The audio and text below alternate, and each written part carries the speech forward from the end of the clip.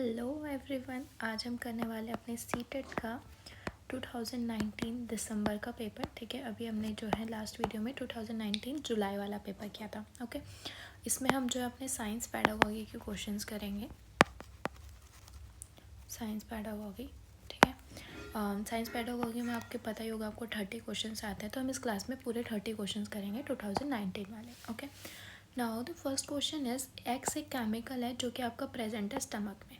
ये नेसेसरी होता है, मतलब ज़रूरी होता है डाइजेशन ऑफ फूड के लिए। ठीक है, जब एक्स को सिक्रीट किया जाता है ज़्यादा अमाउंट में, अगर एक्स जो है जो भी केमिकल वो ज़्यादा अमाउंट में सिक्रीट होगा तो हेल्थ प्रॉब्लम हो जाती है, जैसे कि इंडाइजेशन।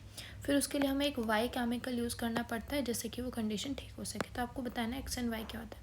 अब जो आपके स्टमक में केमिकल प्रेजेंट होता है वो आपका कौन सा होता है? Hydrochloric acid. ठीक है, अब क्योंकि ये एसिड है तो इसके लिए हमें बेस यूज़ करना पड़ेगा। अब हम ऑप्शंस में देखेंगे, आपका first option and third option में हाइड्रोक्लोरिक एसिड लिखा हुआ है। इसको ट्रीट करने के लिए आप सोडियम कार्बोनेट या मिल्क ऑफ मैग्नीशिया, तो आपका option third milk of magnesium जो है, इसका वाई जो आपका मिल्क ऑफ मैग्नीशिया होगा, इसको इनडाइजेशन प्रॉब्लम को ट्रीट करने के लिए हम एक बेस का इस्तेमाल करेंगे। Okay, now in which of the following processes bacteria जो है यूज़ नहीं होता है? इनमें से कौन से प्रोसेस में बैक्टीरिया? कर्ड में, बेकिंग ऑफ ब्रेड में, fermentation of sugar cane juice या नाइट्रोजन फिक्सेशन। तो इसका जो सही आंसर है वो आपका क्या आएगा? बेकिंग ऑफ ब्रेड में। ब्रेड बेकिंग में हम कोई बैक्टीरिया का यूज़ नहीं करते हैं। Okay, now which of the following is different from the rest? इनमें से कौन सा जो है ऑड वन आउट है, लाइक डिफरेंट है? डिफॉरेस्टेशन क्या होता है? Cutting of trees. ठीक है, डेजर्टिफिकेशन क्या मतलब क्या होता है? लैंड पूरा बंजर हो चुका है। कटिंग ऑफ ट्रीज करते हैं तब भी बैरन लैंड हो जाता है। इसमें भी क्या होगा? सेम थिंग हो रही है। और जब इरोजन होगा तब भी क्या हो जाएगा? लैंड जो है आपका क्या बन जाएगा? बैरन लैंड बन जाएगा। लेकिन कंजर्वेशन में हम क्या करते हैं? उसको बचाते हैं, तो उसमें बैरन लैंड नहीं होएगा। तो आपका फोर्थ ऑप्शन जो है आपका क्या है? डिफरेंट है from the rest. Okay, now 64th question, which of the following statement is not correct? इनमें से कौन सी स्टेटमेंट करेक्ट नहीं है? डाइजेशन एक केमिकल चेंज है, बिल्कुल सही। फोटोसिंथेसिस एक केमिकल चेंज है, बिल्कुल। रेस्पिरेशन एक केमिकल चेंज है, यस। क्रिस्टलाइजेशन क्या एक केमिकल चेंज है? नो। अब क्रिस्टलाइजेशन में क्या होता है? जो आपका जो भी केमिकल है बस वो क्रिस्टल फॉर्म में चेंज हो जाता है, लिक्विड से वो सॉलिड में बदल जाता है, लेकिन वो एक केमिकल चेंज नहीं है। ठीक है, तो आपका जो इसका आंसर है वो आपका फोर्थ आएगा। क्रिस्टलाइजेशन एक फिजिकल चेंज है क्योंकि उसकी स्टेट में बदलाव आ रहा है। ठीक है, now 65 question, which of the following represent an ascending order as per the size of particles? Ascending order का मतलब क्या होता है? सबसे छोटा पहले और फिर लास्ट में बड़ा। तो आपको बताया rock, clay, sand, gravel, silt. Clay, silt, sand, gravel, rock, silt, ये क्ले, सैंड। तो आपको बताना है सबसे बड़ा और सब, मतलब असेंडिंग ऑर्डर में आपको इनको अरेंज करना है। अब जैसे कि आपको पता है, जैसे हमारे इसमें रॉक दिया हुआ है, अब रॉक का साइज तो सबसे बड़ा होगा, तो वो सबसे लास्ट में आना चाहिए। हमारे दो ऑप्शंस में जो है रॉक लिखा हुआ है, 2 और 3 में, इनमें से कोई ऑप्शन ठीक होगा। Now is clay and silt, जो क्ले के पार्टिकल्स हैं वो जो सिल्ट के पार्टिकल्स हैं वो आपके क्या होते हैं? सबसे छोटे होते हैं, या फिर क्ले के। तो इसका जो सही आंसर है वो आपका क्या आएगा? क्ले के पार्टिकल्स आपके सबसे छोटे होते हैं एज़ कम्पेयर टू सिल्ट। ठीक है, तो आपका ऑप्शन 2 इसमें क्या हो जाएगा? एकदम करेक्ट होगा। ठीक है, सिल्ट के नहीं होते हैं, सॉरी फॉर दैट।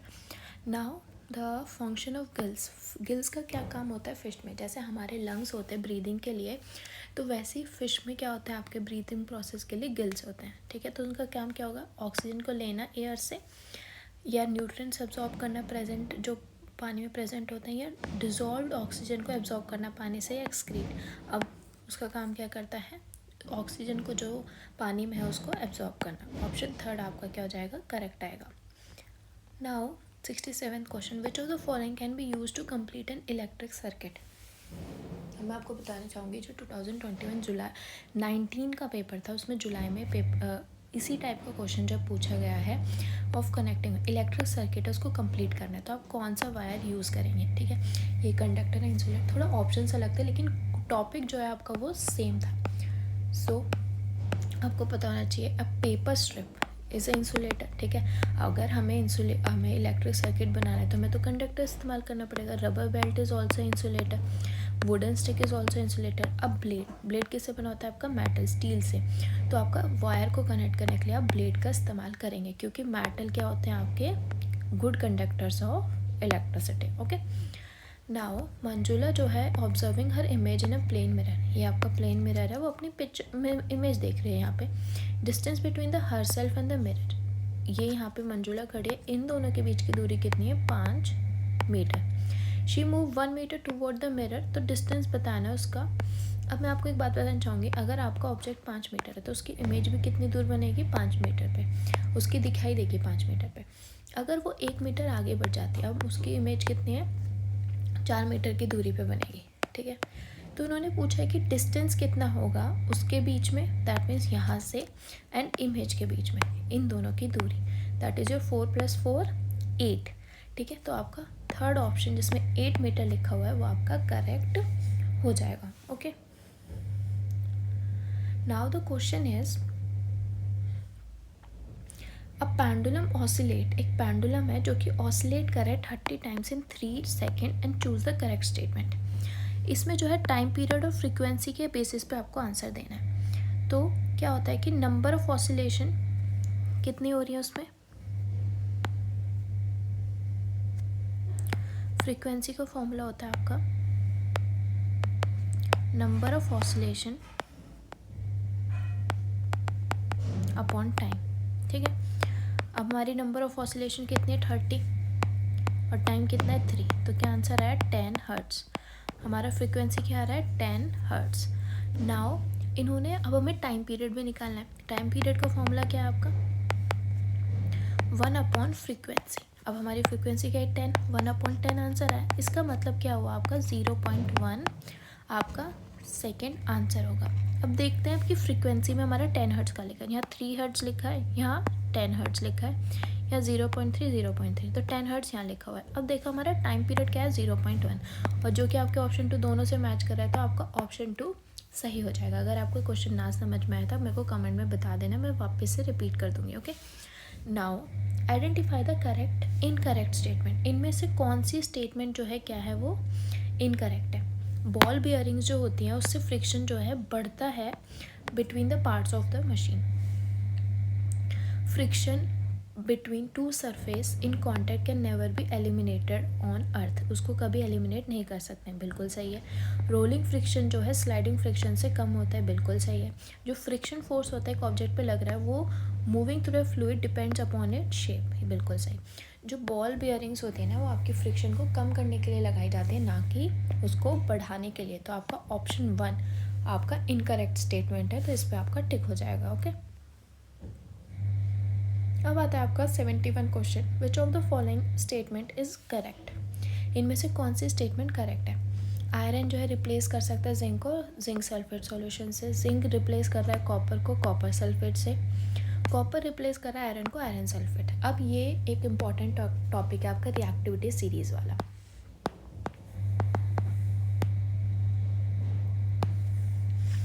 इसमें क्या है कि आयरन जो है क्या कर रहा है रिएक्टिविटी सीरीज़ में, आपको अगर आंसर ऐसे देना है तो आपको पता होना चाहिए कि कौन सा ज़्यादा रिएक्टिव है। रिएक्टिविटी सीरीज़ में सबसे टॉप पे क्या आता है? Most reactive. अब मोस्ट रिएक्टिव का मतलब क्या होता है आपका? जो उसको डिस्प्लेस कर पाए उस अपने नीचे वालों को, ठीक है। और यहाँ पे आता है लीस्ट रिएक्टिव।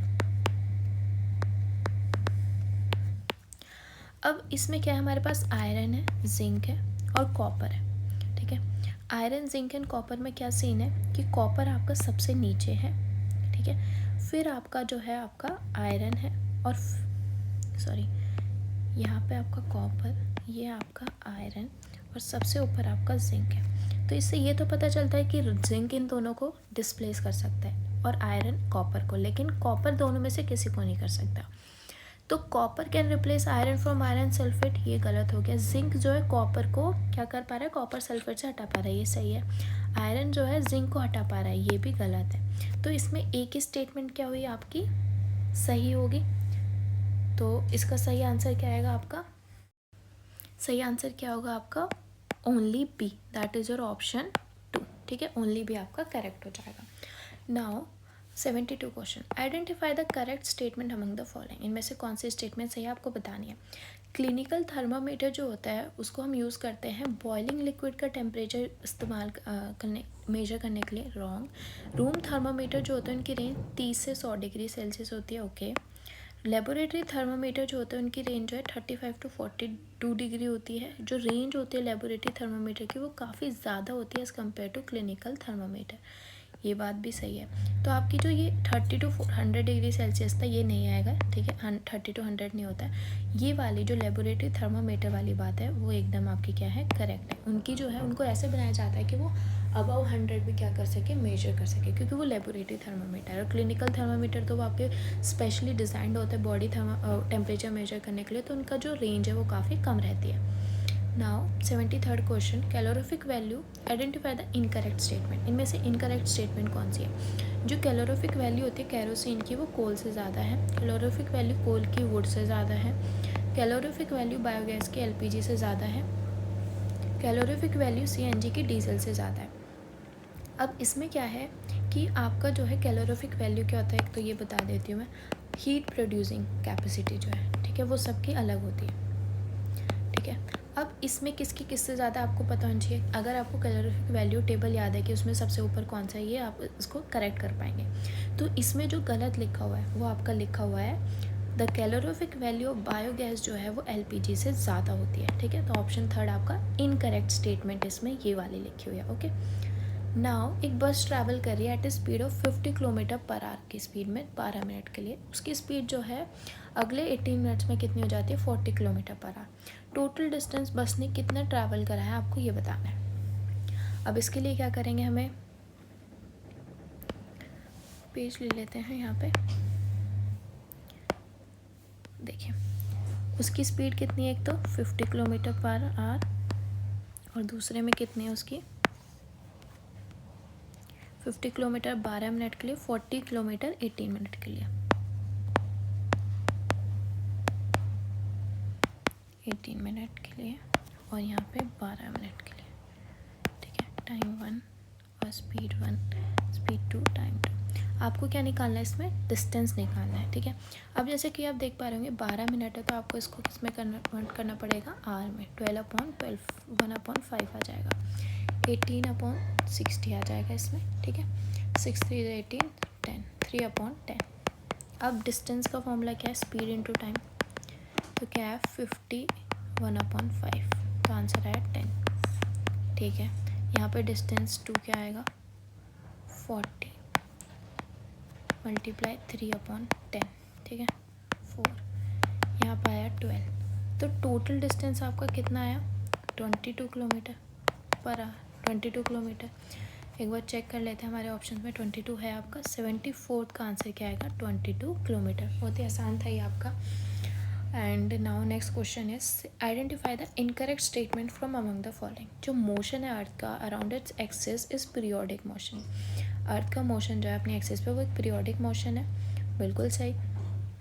जो मोशन है लाइट का वो रेक्टिलीनियर मोशन है। रेक्टिलीनियर मोशन का मतलब स्ट्रेट लाइन में ट्रैवल करना, बिल्कुल सही है दोनों स्टेटमेंट। तो मोशन जो plucked string of a sitar is oscillatory motion, बिल्कुल सही है। जितने भी पीरियोडिक मोशन होते हैं वो सर्कुलर ही होंगे मोशन में, ये आपका क्या होगा, गलत होगा, क्योंकि वो आपके टू एंड फ्रो भी हो सकते हैं, बैक एंड फोर्थ भी हो सकते हैं, ठीक है। तो ये वाली जो स्टेटमेंट है वो इनकरेक्ट, और ऑप्शन में इन्होंने क्या पूछा है, इनकरेक्ट को आपको क्या करना है, टिक करना है। हमेशा ध्यान रखना वो इनकरेक्ट पूछ रहा है या करेक्ट पूछ रहा है। Okay. Now next question is if which of the following statement is are correct regarding image formation. Plane mirror जो है कैसी इमेज बनाता है उसके रिगार्डिंग कौन सा इसमें जो है सही आंसर आएगा। इमेज इरेक्ट होती है, ठीक है, सीधी होती है। इमेज एकदम रियल होती है, okay. Image is laterally inverted, आपको देखा होगा कि जो लेफ्ट होता है वो राइट दिखता है, राइट वाला लेफ्ट दिखता है। इमेज साइज जो है same.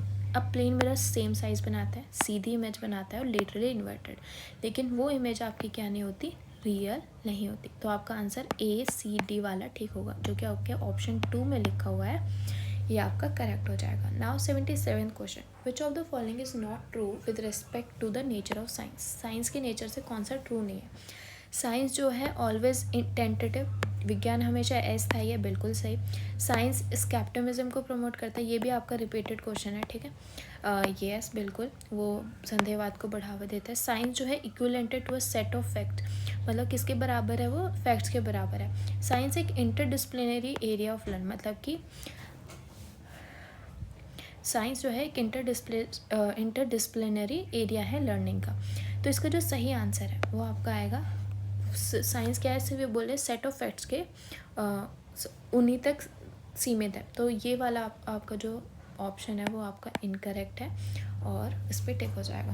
Now 78 question, as per NCF 2005 good science education कैसी होनी चाहिए। ये भी आपका रिपीटेड क्वेश्चन है, ठीक है। ये आई थिंक 2019 के जुलाई में पूछा गया और ये दिसंबर 2019 का पेपर है आपका।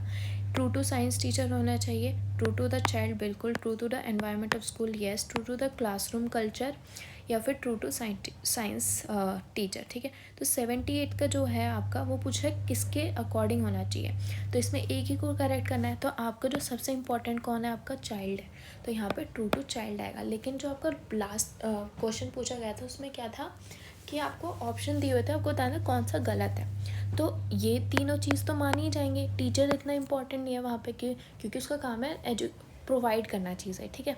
तो यहाँ पे ये तीनों हमने बोला था कि 2, 3, 4 ठीक है और ये 1 वाला गलत है।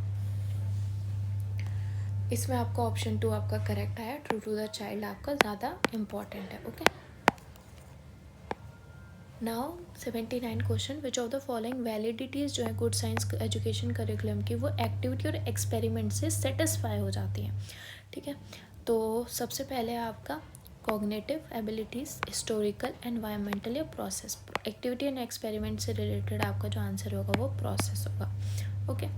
नाउ अनु जो है 80 क्वेश्चन, अनु जो अपने क्लास 8 में है, चिल्ड्रन बच्चों को जो है क्लास 8 स्टूडेंट को जो है फील्ड ट्रिप पे लेके गई है। कौन सी इसमें जो है मोस्ट अप्रोप्रिएट ऑब्जेक्टिव होगा इस एक्टिविटी का। जो फील्ड ट्रिप पेडागोगी में जो फील्ड ट्रिप के क्वेश्चन है वो बिल्कुल आता है आपका, एक क्वेश्चन आपका फील्ड ट्रिप से आएगा ही आएगा, ठीक है। ये बच्चों को इनक्रेज करते हैं कि वो एक दूसरे के बीच में इंटरेक्शन बढ़ाए। ये प्रोसेस स्किल जो है थ्रू कॉन्क्रीट एक्सपीरियंस वो जो है बढ़ावा देते हैं। ये ऑब्जर्वेशन स्किल्स जो है बच्चों के अंदर उसको बढ़ाते हैं, यस। ये जो मोनोटोनी है क्लास की और टीचर की वो भी क्या कर देते हैं, उसमें ब्रेक लाते हैं बच्चों के। तो इसका जो सही आंसर वो आपका क्या होगा, A, B एंड आपका C, ठीक है, ABC। तो D आपका नहीं होगा और ABC आपका करेक्ट हो जाएगा, first option. Now which of the following should not be an objective of science, इनमें से कौन से जो है साइंस का ऑब्जेक्टिव नहीं होना चाहिए at upper primary level, upper primary level के बच्चों के लिए। तो जो है नर्चरिंग द नेचुरल जो क्यूरियोसिटी है बच्चों के अंदर उसको बढ़ाना, यस ये तो उसका मोटिव होना चाहिए। इनकुलेटिंग द वैल्यूज़ जो है कॉपरेशन, कंसर्न ऑफ लाइफ उनको बढ़ाना, साइंटिफिक टेम्पर उनके अंदर लेके आना, या फिर टेक्स्ट बुक जो डेफिनेशन है कॉन्सेप्ट की उनको उस पर ज़्यादा जोर डालना। तो अपर प्राइमरी लेवल पे आप ये चीज़ नहीं कर सकते हैं, फोर्थ वाला आपका इस पर इसलिए टिक हो जाएगा। इन्होंने पूछा कौन सा नहीं होगा objective, okay. Now 82 question, which of the following can enhance critical thinking जो है बच्चों के अंदर कैसे बढ़ा सकते हैं। बच्चों को जो है बोलें कि साइंस टेक्स्ट बुक पढ़ें, बच्चों को बोलें कि जो एक्सटेंडेड लर्निंग दी होती है ना बट टेक्स्ट बुक में पीछे वो पढ़े, बच्चों के साथ जो है डिस्कस करें अमंग बच्चे जो आपस में डिस्कस करें एंड जो है followed by sharing in large group. Demonstration हो एक्सपेरिमेंट का बाय द टीचर। अब इसमें जो सही आंसर होगा वो आपका जिसमें बच्चे ज़्यादा इन्वॉल्व होंगे, ठीक है। इसमें आपका थर्ड ऑप्शन जिसमें बच्चे जो हैं एक दूसरे से डिस्कस कर रहे हैं और फिर जो है लार्ज नंबर ऑफ ग्रुप के साथ जो है वो चीज़ शेयर कर रहे हैं। तो क्रिटिकल थिंकिंग जो उनकी थिंकिंग है वो इसका आपका बेस्ट क्या होगा, आपका third option.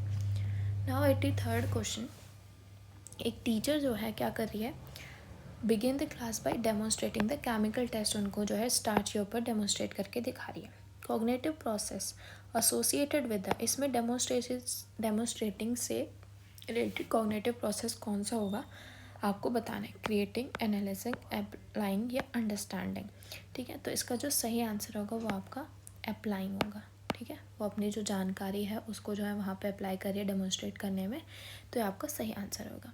Which of the following activity will not provide for active learning among children, science club में एस्टेब्लिश करना, फील्ड ट्रिप ऑर्गेनाइज करना, साइंस कॉर्नर डेवलप करना, या लेक्चर को क्लास में सुनना। तो इट इज़ एक्टिव लर्निंग में क्या नहीं आएगा आपका, listening to a lecture in class. ये सबसे मतलब थोड़ा कम फ़ायदेमंद जो है स्ट्रैटेजी जो है मानी जाती है, तो ये आपका टिक हो जाएगा।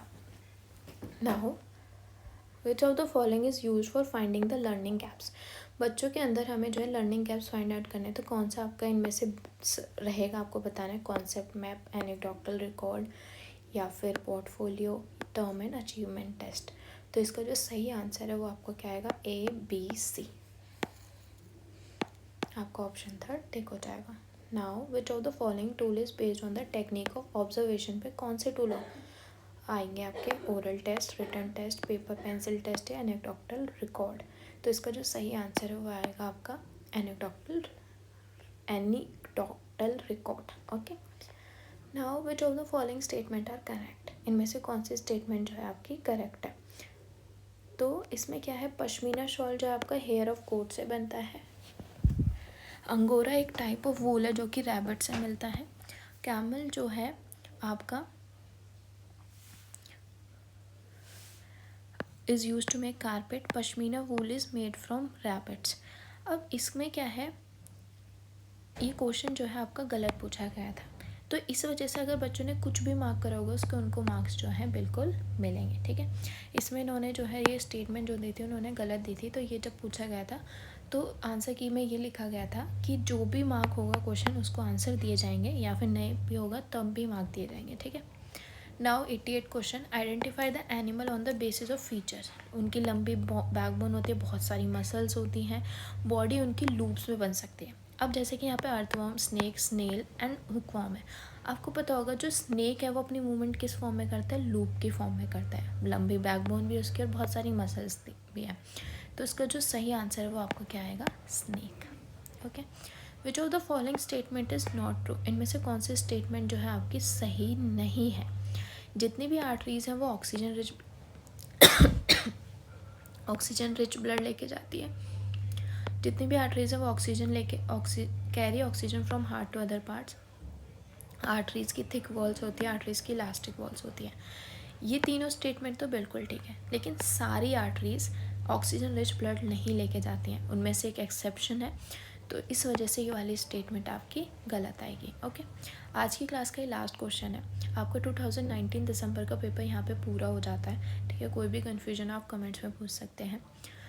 विच of the following represent the correct matching order. तो आपको बताना है इसमें से कौन सा सही है। एसिटिक एसिड आपका किस में पाया जाता है, सिट्रस फ्रूट्स में। ठीक है, ए का है आपका फोर्थ, वापस करते हैं। एसिडिक एसिड आपका विनेगर में पाया जाता है। ओके, नाउ लैक्टिक एसिड आपका किस में पाया जाता है, कर्ड में, दही में। आपने सुना होगा लैक्टोबैसिलस के लिए, लैक्टोबैसिलस बैक्टीरिया आपका जो है कर्ड को फॉर्म करवाता है। Oxalic acid and ascorbic acid. जो आपका एस्कॉर्बिक एसिड होता है वो आपका किस में प्रेजेंट होता है, सिट्रस फ्रूट्स में। और एक्जोलिक आपका स्पिनच में प्रेजेंट होता है। ए का फोर्थ हुआ, बी का आपका फर्स्ट, एंड सी का आपका सेकंड, डी का आपका थर्ड। ए फोर्थ किस में लिखा हुआ है आपका, थर्ड में, बी का 1, ठीक है, सी का सेकंड, डी का थर्ड। तो आपका ऑप्शन थर्ड क्या हो जाएगा, टिक हो जाएगा। Thank you so much. अगर वीडियो पसंद आए तो प्लीज़ लाइक एंड कमेंट ज़रूर करें, एंड अपने दोस्तों के साथ शेयर करें। Bye bye, thank you.